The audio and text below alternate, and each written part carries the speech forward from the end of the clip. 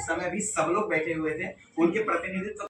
हमने ये जो कुछ भी किया ये भगवान की नींव है जिसको हमने मजबूत किया। अब इसके बाद भगवान की कथा, ऊपर महल बनाते हैं भगवान की कथा से। और महल कैसा? ऐसा महल जो हमारे हृदय में विद्यमान हो, वो भी सत्य का महल जिसको कभी परिवर्तित न किया जा सके। प्रेम से बोलिए सत्यनारायण भगवान की, वृंदावन बिहारी लाल की।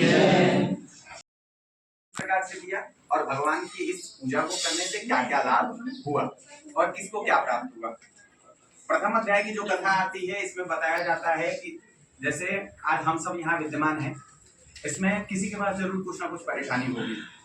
हम कल यहाँ विद्यमान नहीं थे, अब इतने लोगों विद्यमान में किसी की यदि परेशानी किसी से एक दूसरे से उसने खोल दी तो वो व्यक्ति कहता है कि एक बार पंडित जी से बात करो, हो सकता है इसका हल उनके पास हो।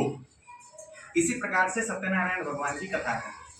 जब कथा प्रारंभ होती है तो ये प्रारंभ हुई कहाँ से? कहते हैं एकदा नैमिषारण्य, नैमिषारण्य क्षेत्र में भगवान के नाम की चर्चा सौनकादि ऋषि बैठ करके करते थे। जैसे हम सब बैठे हुए हैं तो आप सब ऋषि के स्वरूप, मैं आज यहाँ पंडित जी के रूप में बैठा हुआ हूँ, वक्ता हूँ मैं, आप लोग हमारे श्रोता हैं।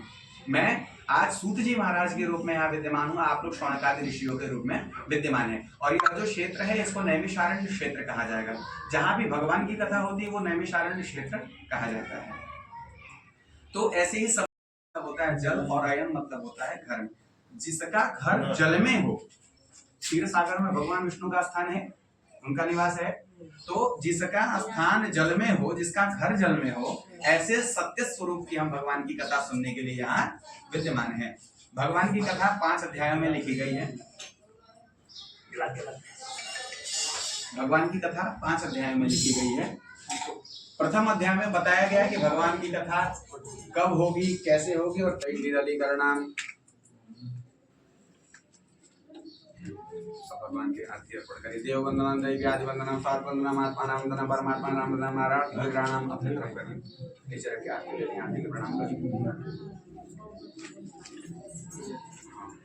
आरती लेनी आती है हमारा खाली आता है।